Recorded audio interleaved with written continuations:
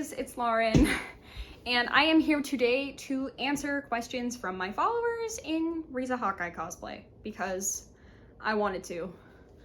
Originally I wanted to make this video a live stream, which I've never done before, but my devices would not let me do that for some reason. So I'm gonna try to make this as much like a live stream as possible, so very minimal editing. You'll probably just get a lot of like me rambling about stuff, lots of uhs, things like that. But I need the interview practice, so how do you like my new setup? I finally got a phone, so I'm filming on that instead of my iPad, so it won't make weird noises and the audio won't peak every time I start a new clip.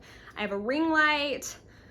I'm filming in this nice little corner of my music room instead of with my iPad on the couch and me sitting on my knees, because that's painful as crap. Gotta drink those fluids.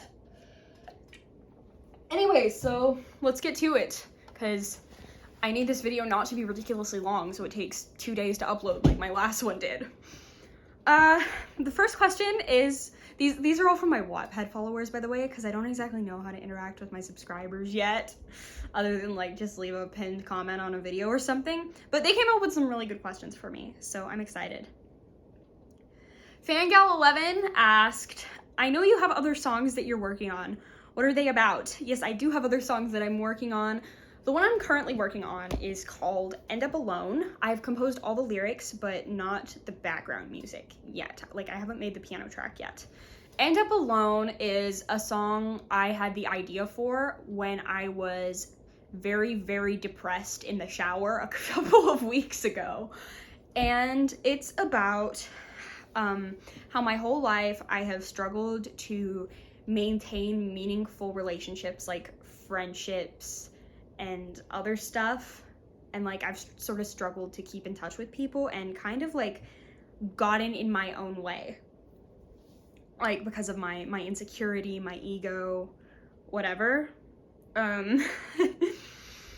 It's a very, very honest song, very close to home. Hopefully it'll make a few people cry. It's gonna be like a gentle piano ballad type thing. And I'm really excited to see how it turns out. I'm really proud of the lyrics. And I might post it on my YouTube channel if I ever get around to composing that piano track. I have a couple of other songs that I wrote like a long time ago, like middle school a long time ago, that like I got sick of them and I was like, this is crap. A professional musician would never write something like this. But now that I've sort of grown more confident in my songwriting ability, thanks to Even Into Hell and things like that, I've looked back at those songs and been like, you know what, this actually is really good. This has a ton of potential. It just needs a little touching up. So one of those songs is called Life Cut Short. I wrote it for an 8th grade school project. It's very thematically similar to Time by Pink Floyd, but I sort of added like some of my own things. Like, the concept for it stemmed from the idea that when you're young, people tell you you have your whole life ahead of you. But the thing is, you don't know how long that life is going to be. Like, you could die at any time. You could get struck by a car, and there could be so many things you told yourself you would do in your life that you never get to do because poor time management or whatever. It's a very dramatic song. It's in D minor. It has sort of like a propulsive electric guitar beat, or at least I would like it to if the only instrument I could play weren't piano. If I had to compare it to the work of any particular musician or band, I would say it's most similar to something by like Muse. So that like sort of symphonic, very chord heavy rock sound.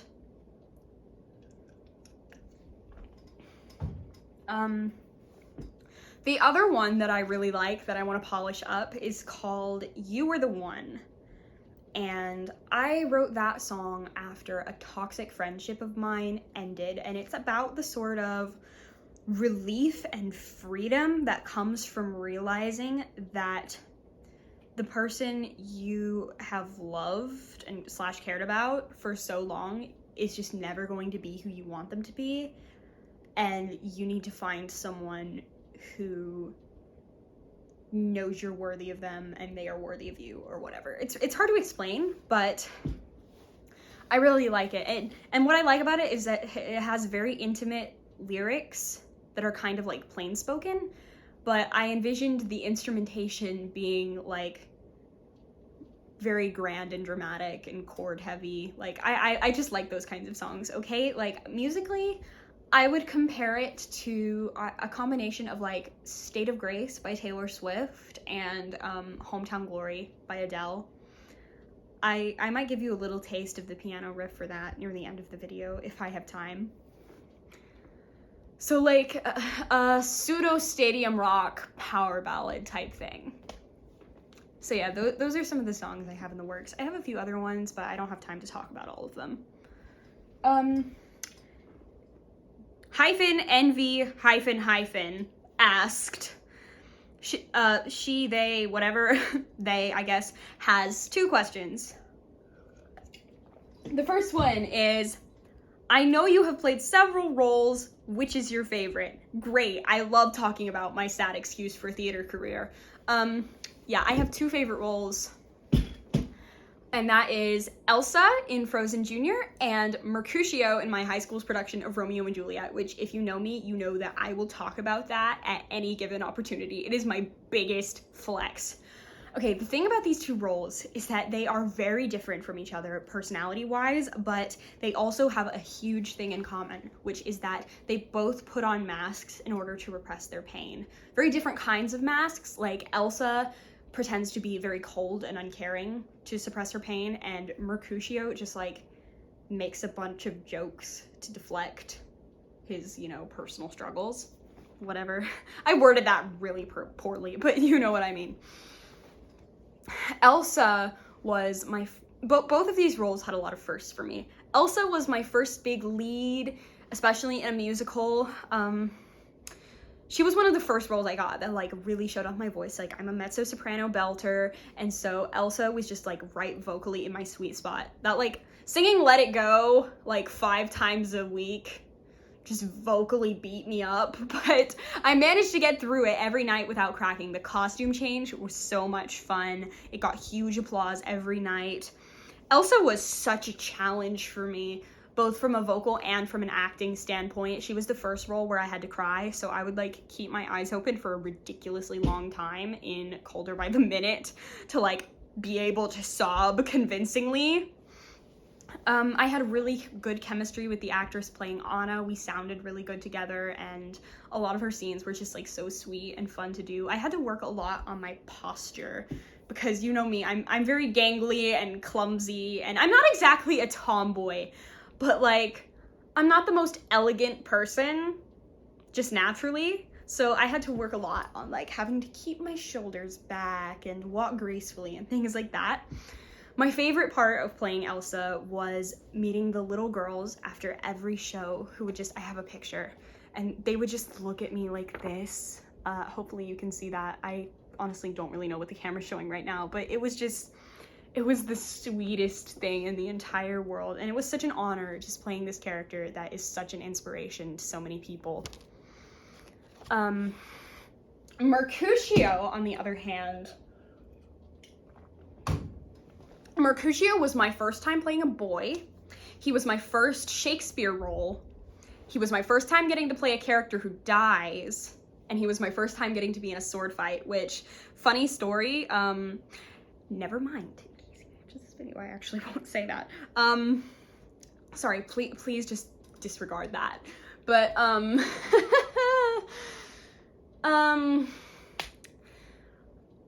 he was my first time getting to, like, monologue and like do all sorts of these crazy things, and what I loved about Mercutio was just getting to play, like, and I had sort of forgotten how to play because I actually have a whole crazy backstory for how I got to play this role, and that's me right there in the purple, and that's the guy who played our Romeo, who was one of my best guy friends. So love you, Trace, if you're out there.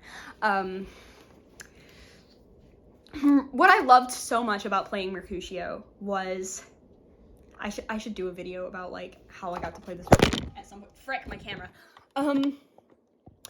What I loved so much about getting to play Mercutio was that I felt like he was the first role that I really got to put like my own stamp on and like really just bring so much of myself to this character. And like in a lot of the other roles I've played, I felt like I haven't really had much of a say in the acting choices I got to make, but as Mercutio, like I got to, that's the thing about Shakespeare. So much of his stuff is like left up to interpretation, so I got to decide a lot of things about Mercutio for myself. I played him as closeted and having an unrequited crush on Romeo, so I envisioned Mercutio as being like kind of like Eponine.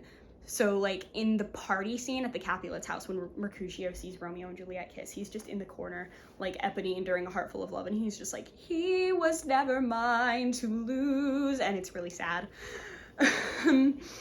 I decided based on John McHenry's performance in the 1968 movie that Mercutio was bipolar. So I did some research on that in order to prepare for my role. I made a character playlist that I should still have somewhere on my YouTube channel. It has like 75 songs on it. It's nuts. It has like a ton of Queen, lots of like classic / pop punk and things like that. Just crazy stuff all around.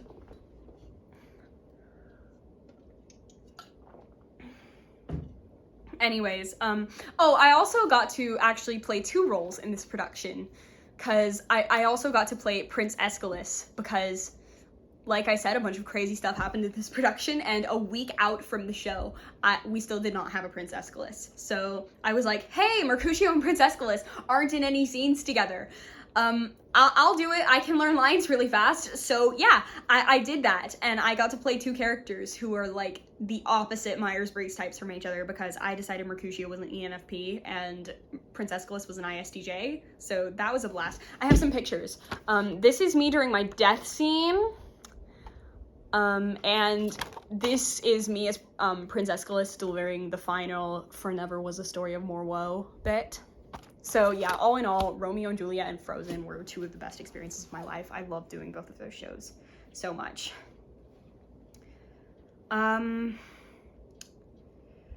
This person also asked, besides Even Into Hell, are you thinking of another song based on Full Metal Alchemist? And if your answer is yes, what would it be? Well, my dream is actually to adapt the entirety of Full Metal Alchemist into a musical, and hopefully to play Riza Hawkeye. So I have tons of song ideas for this. Like, I've actually mapped out an entire like storyboard or whatever of songs for a Full Metal Alchemist musical. I'm not gonna waste a ton of time on that, but if you want to check it out, it's in my Full Metal fan club book on my Wattpad account, which my URL is Crying Over Royai, because what else would it be? My dear cousin, Scott Bennett01, check out his YouTube channel, by the way. His username is just Sid Vicious, like from the Sex Pistols. His channel is so funny. He asked me, the mother of all questions, what is your favorite fictional character? I do not have an answer to that, because, like a single answer to that, because there are so many characters throughout my life who have just impacted me in such huge ways. There's like, I've had like a different favorite character at every time in my life, and if I had to pick like one overall, I just couldn't, because they're all so different, and they're all so interesting. There's like a different character every year that I just stay up late at night thinking about when I should be sleeping. Currently, that character is, of course, Roy Mustang from Full Metal Alchemist, and Riza too. Riza's role just isn't quite as prominent, but yeah, I love them both, of course. The other ones, if I had to pick 5, I would say Roy, Harold Finch from Person of Interest, Buffy Summers from Buffy the Vampire Slayer, Sydney Bristow from Alias, and the Doctor, specifically the 10th Doctor from Doctor Who. But I have so many more. It's insane. Whitlockers asked, who is your biggest fictional or celebrity crush? Again, fictional, currently Roy Mustang, love of my life. I love how passionate he is. he's so intelligent, and he's a very flawed person, but he has such strong principles and like a genuinely good heart under his like gruff exterior or whatever. Like, he's not nice, but he's kind, and I love that about him so much. He's an incredible leader, and also just like the epitome of non-toxic masculinity. Like, his character growth throughout the show is just incredible. Other than Roy, some of my main ones are Matthew Crawley from Downton Abbey. I have these in my bio. I have some of them in my bio. Desmond Hume from Lost, the aforementioned Harold Finch, and the 10th Doctor. I love him so much.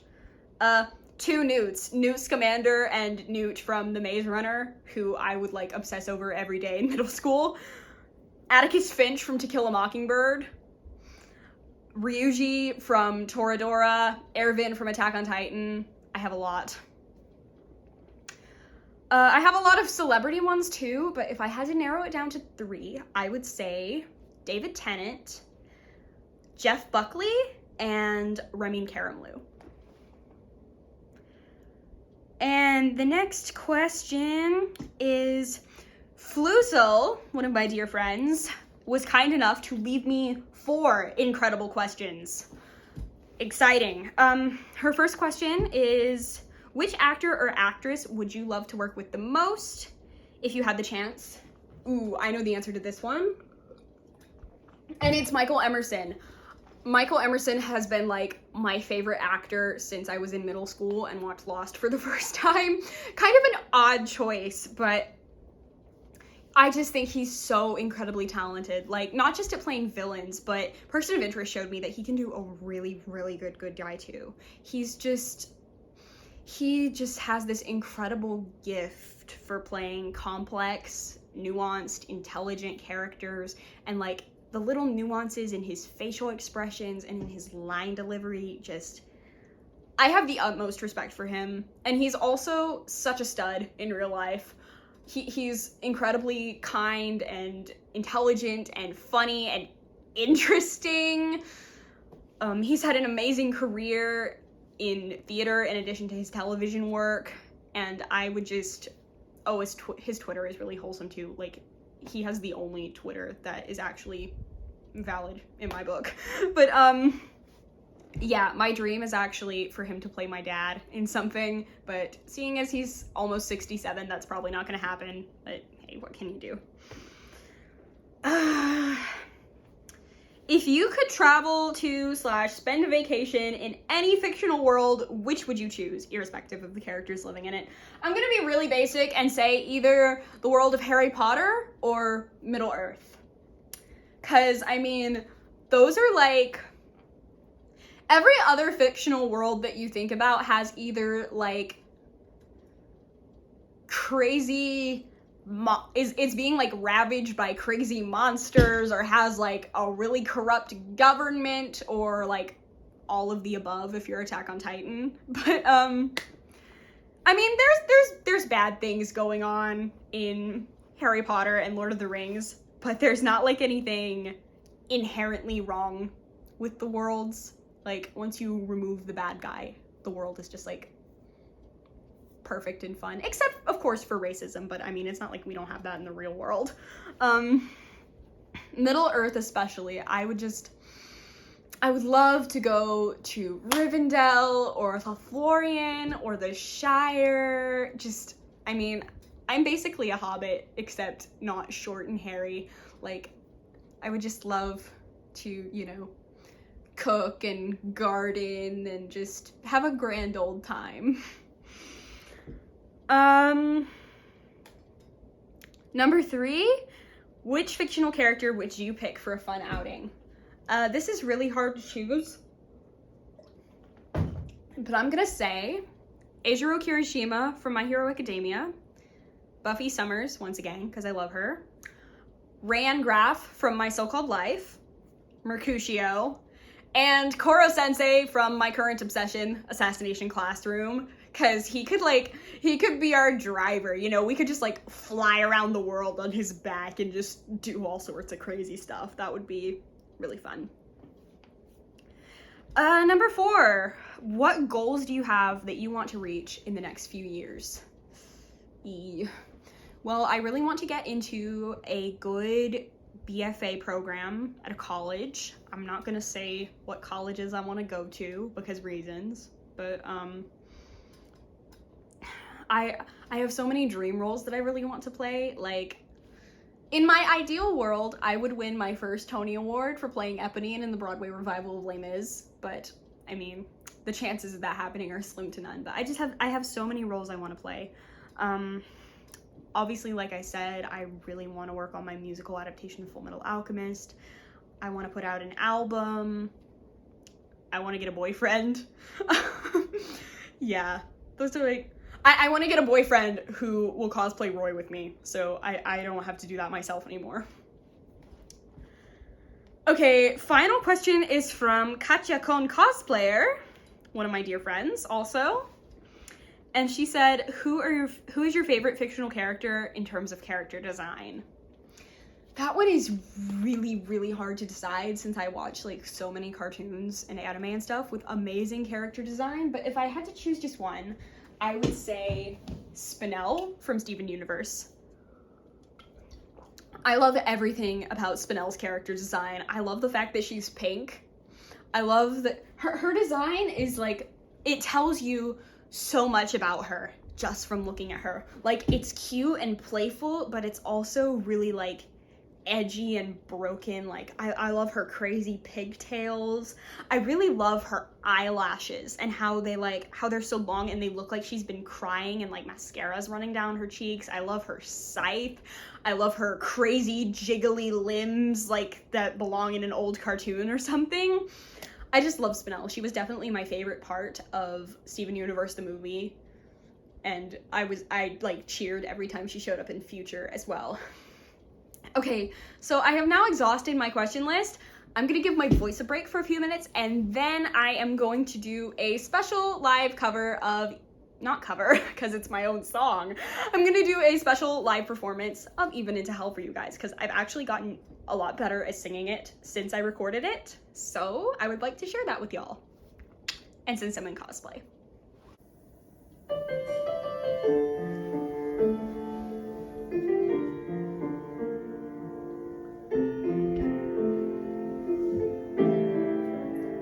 You're at my side, and yet I'm so alone, trying to resist the urge to reach out for your hand, stained with the sins for which we can't atone. The road goes on and on, you've been my constant all along. So many things I wish to say to you. I've heard you time and time again, though I want nothing more than to make all of your pain disappear. Can't you see, though you're supposed to protect me, for you would lay down my life. You're the spark that lights my fire, but I swear I'll never let you burn.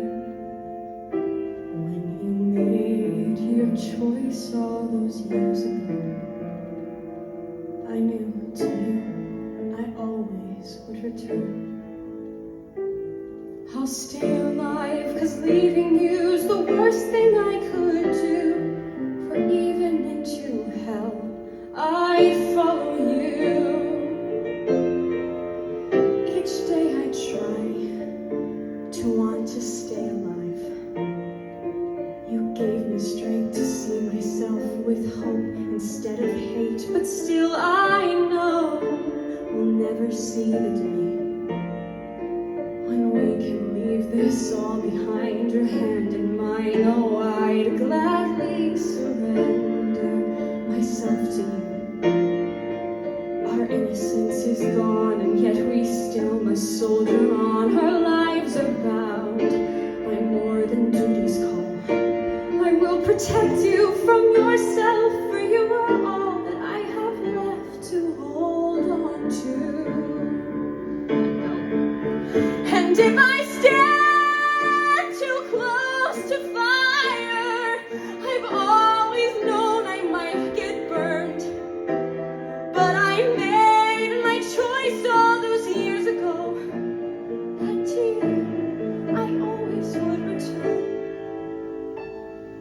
if you ever leave me, then you know I'm coming too. For even into hell I follow you. I'd give you a home, I'd give you the world, I'd give you the things we know deep down we don't deserve. To you I gave my back and my trust, pairs of killer's eyes between us, my secret weapon and my better half. And though I know that I can't show you, I hope you know I'll always love you. I'll always love you.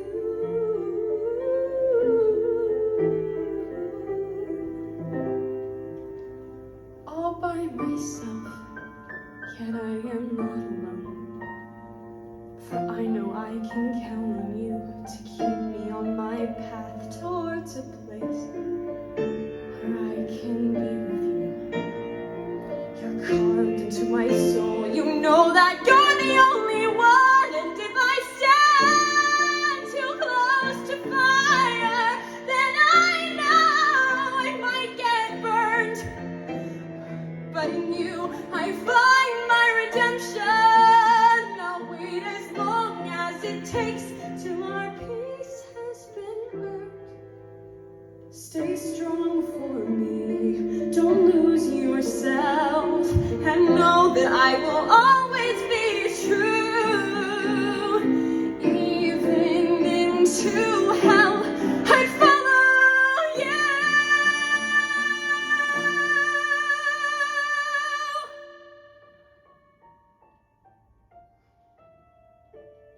Hopefully that didn't suck.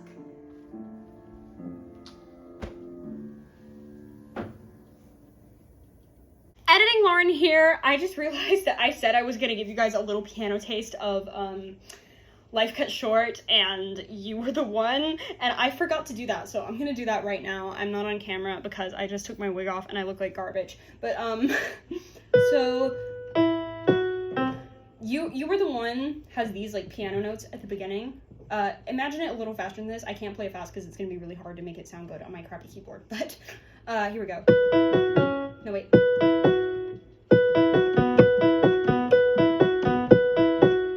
And then it changes eventually to, and then it goes down a step to,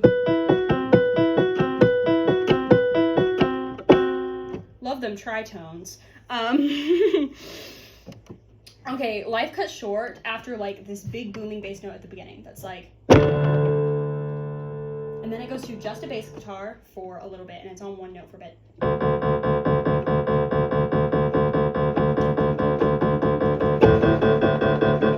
And then it goes to that with these chords above it.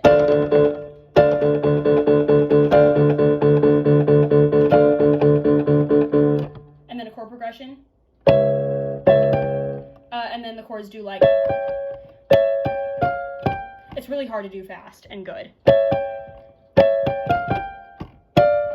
Like that. Okay. Happy now? And that is a wrap for this very special video, except I have one more pretty exciting announcement to make. As you may know, about a month and a half ago, I did a massive passion project where I covered every single song from one of my favorite albums of all time, Jagged Little Pill by Alanis Morissette. Now, those covers did not get a ton of views, but I don't care because I'm going to be doing the same thing again with a different album, which will be Sour by Olivia Rodrigo. I am so excited to sing all of the songs from this album. I love every single one of them. I am so happy I decided to get into her music, and I can't wait to share it with all of you. It's gonna be a really exciting challenge, and I'm looking forward to it. So thank you for watching me rant about stuff and sing, and I will see you next time. Bye, guys.